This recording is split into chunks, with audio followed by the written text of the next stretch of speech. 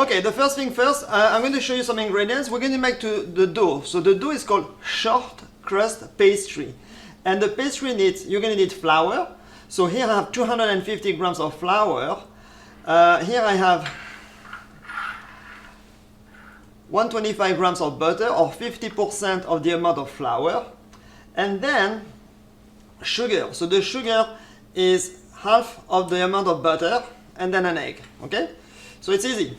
The first thing we're going to do, we're going to get a sieve, and we're going to get a bowl, and we're going to sieve the flour into the bowl. So I'm going to put the flour here. I'm using all-purpose flour, and then I'm just going to go like this. And with the paring knife, we're going to cut the butter into cubes. Okay, so I'm going to get my butter here, and I'm going to cut into cubes, or pieces. Okay, chunks. Doesn't have to be cube. Then the next thing we're going to do, we're going to add the sugar. So here I'm going to put my sugar. There we go. We're going to need to incorporate the butter into the flour with our hands. Okay, so you really have to break it up, really push the butter into the flour. Now we're going to keep adding or sabler or sanding our flour, and as we do this, you will notice that the flour will change color. It will become lightly beige or lightly yellowish, right? It's not white anymore. And you pick it up in your hand, right? You pick it up in your hand, and then you squeeze it like this, right? You squeeze it hard, and then you see it holds. Okay, it holds, and then if I touch it, it's going to break like a million pieces again. This is exactly what you want, okay? And that's why we call it sablé, because it looks like wet sand. So I'm going to move things around here, and I'm going to make a well, okay? So I've just pushed the flour to the side, and I'm going to make a well. Then I'm going to break my egg, okay? So you break the egg, okay? And then I'm going to put my egg on the center here. I'm using one index, and I'm going to plunge my index on the yolk, like this. And then I'm going to mix with my finger, just one finger, and I'm using my index finger.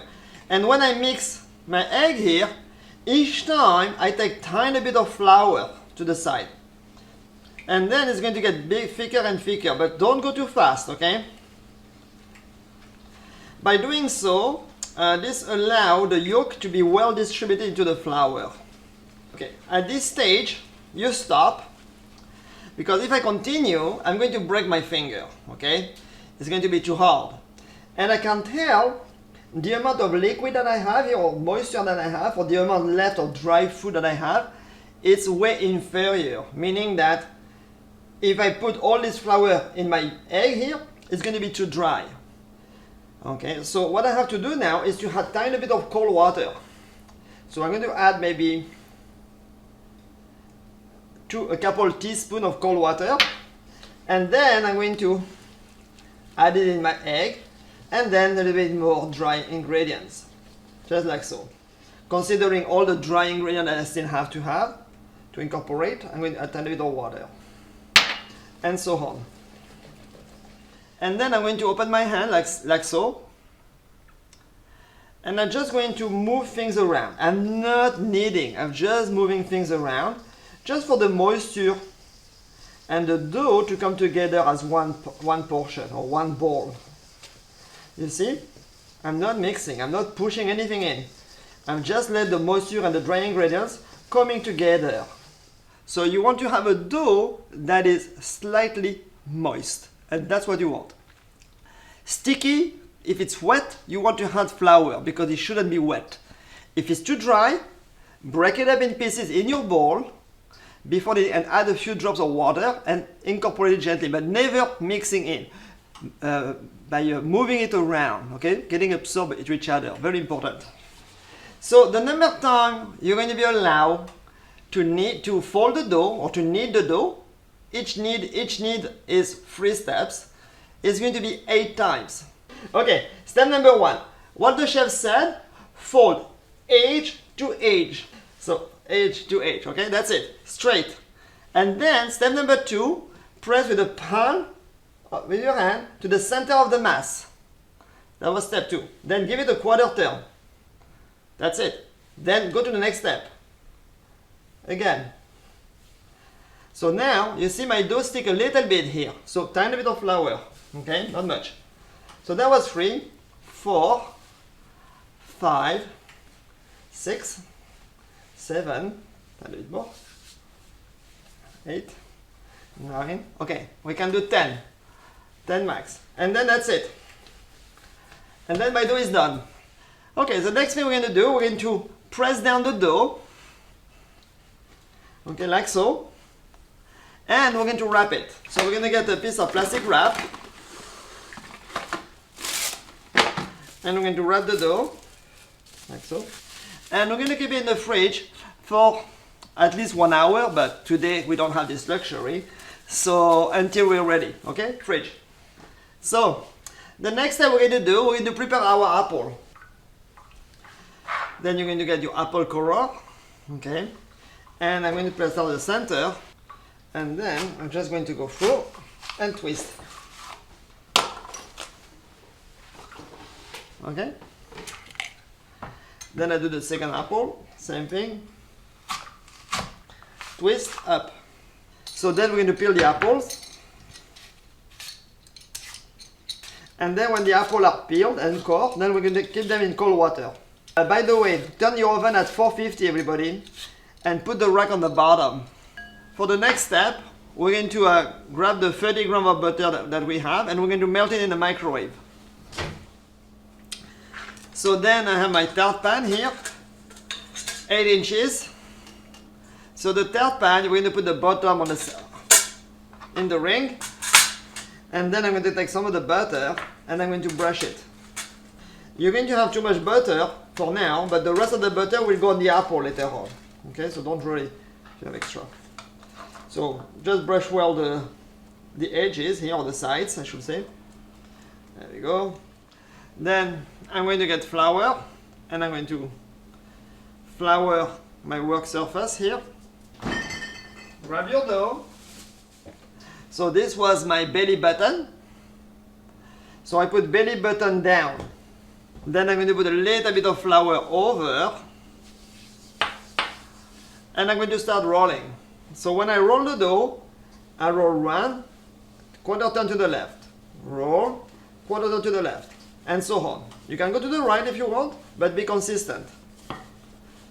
So the thickness should be about a 1/4 inch thick, or about 4 millimeters. Good. So then when you're here, you want to make sure it doesn't stick, so you want to move it. There we go. And if you have any large quantity of flour, you want to spread it. Okay? So then, wait a little bit, let the dough relax, okay? So to transfer the dough, we're going to fold it in half and then into a quarter, like so. And then I'm going to bring my tart pan, I'm going to bring the quarter here to the center of the pan, and then I'm going to unfold it.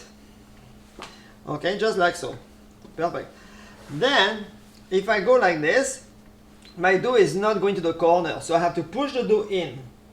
So I put my index finger folded like that, like a circle, and I place it around. So I push the dough in. So I lift one side and I push. Lift, push. Okay? You're going to place your finger here, and then you're going to push a little bit more dough over your finger, and then you cut. Just like so. And you cut with your finger, with your thumb. Okay, good. So then my dough is in. So just like so, and I'm going to pinch like that. So I'm going to pinch, and when I do this all around, I can see my dough going over the edge here. Okay? Can you see? Okay, not too high. Then the next step, you want to do this. You put 2 fingers and you're going to press. So here, I'm going to go like that, and I'm going to decorate. And we're going to add the applesauce in the pan, about about a cup, and all around here, all over. Then I'm going to move my pan here. I'm going to grab my apples. Then I'm going to cut my apple in half. So I'm cutting lengthwise. Then I'm going to place the coarse side to my left side, and I'm going to cut it in very thin slices. I'm going to grab my apple here, and I'm going to start building. Now this one is pretty thick, so I'm going to put it on the bottom and pretend it doesn't exist. Okay? Then I'm going to get my melted butter, the leftover, and I'm going to brush. And then I'm going to put some sugar. So let me grab some sugar.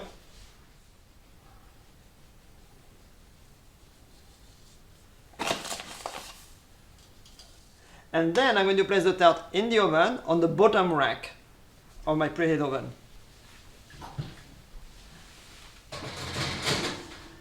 So we're going to bake the tart for about 30 minutes. So the next thing we're going to prepare, we're going to prepare the apricot glaze. A small whisk. I'm going to put my jam into the pot. Okay, there we go. Then I'm going to add a little bit of cold water, and then I'm going to whisk it, and I'm going to turn it on. Okay, so we're going to cook this and whisk.